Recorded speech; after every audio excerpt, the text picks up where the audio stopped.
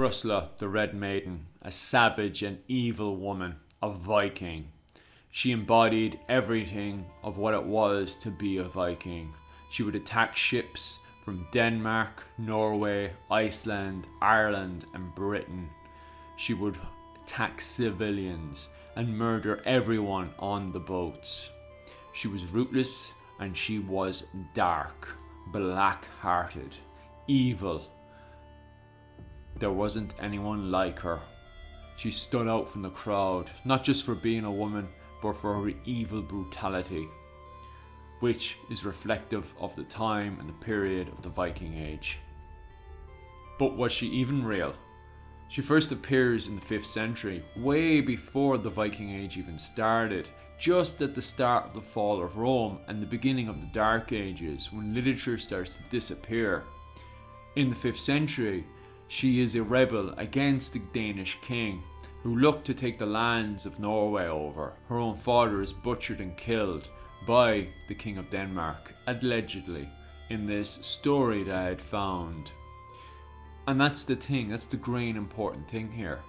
The story I had found. Because there were many stories I had gone through, and in it there were slight differences and changes that had happened over time.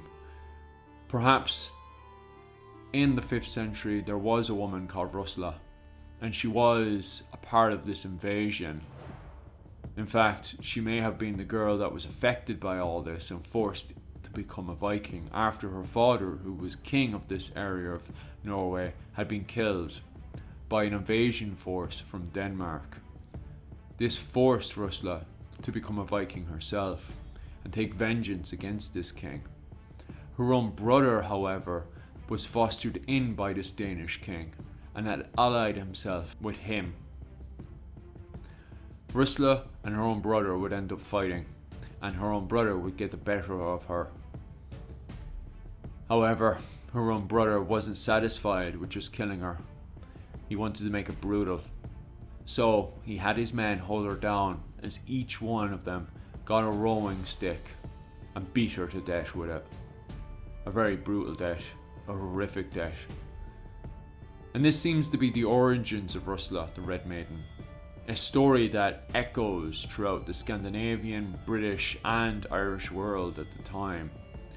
And as we go into the Viking Age, it seems to me that people start to embody her.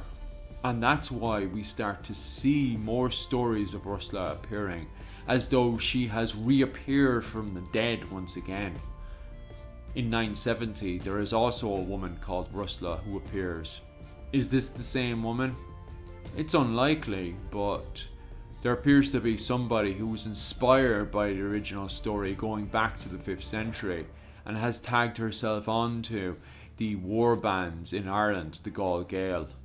Most likely she was a Danish woman, which fits into the literature at the time. We know that Ottar the Black hired Danish warbands. Although he was a Gall Gael himself, an Irish Viking, he had no problems hiring Danish Vikings to help him. Danish Vikings had a lot to gain, not just in silver, but to bring their trade network from Denmark through England and into Ireland. So it was very beneficial for them, but they had to be ruthless.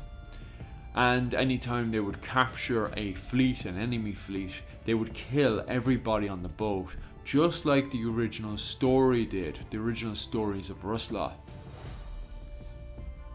Now on these boats, it's claimed that there was a woman called Rusla on it.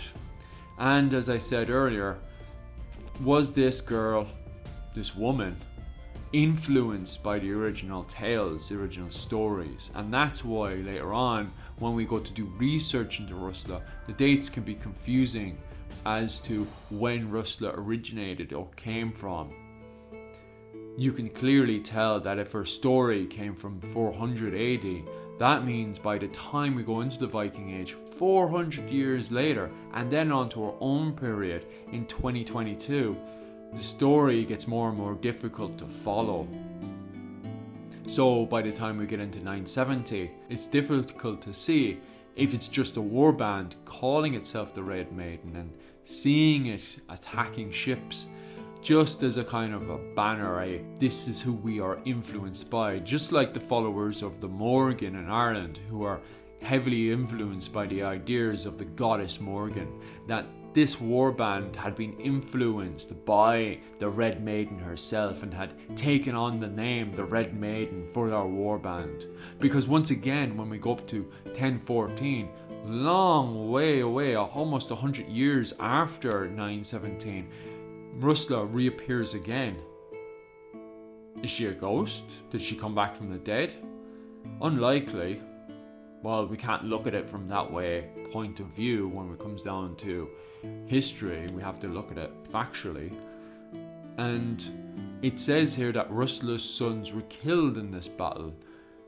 Maybe she was there herself, or perhaps this is the children of the original Rusla, as we know that Rusla in 917 may have had children, and these children, who became Gaul Gael or Irish Vikings, had obviously fought in the Battle of Clontarf in 1014, but here it says in the literature that they were killed in battle. As you can see, the literature is quite confusing, but it's really interesting and it's exciting. This is why a lot of people refer to the early medieval period as a sort of a dark age, because it's difficult to find the original story. But at the same time, it is really exciting to know that there was a woman who was ruthless and bloody and violent, who went around the Irish Sea, Iceland, Britain and Scandinavia, and heavily influenced those areas. Perhaps she was from the 5th century and her story had come down to influence others, including women who wanted to break away from society, go a Viking and raid and attack. Perhaps young men who just wanted to look up to her as an inspiration by calling their own war band the War Maiden. These are all just ideas that I came up with while reading the literature, because it was difficult to follow as it was very broken up over time and there were many stories attached to it. And I would love to know what you guys all think about this. Anyway, I thought it was an interesting story regardless, and it's a story that echoes throughout the Irish Viking world, so I thought I'd bring it up for this video so you guys were aware of this, and when you're going through the story of Rusla, that you're aware that she's a story that pops up again and again, and it's quite difficult to track where she originates from. Anyway, thanks for all the support guys, and all the best.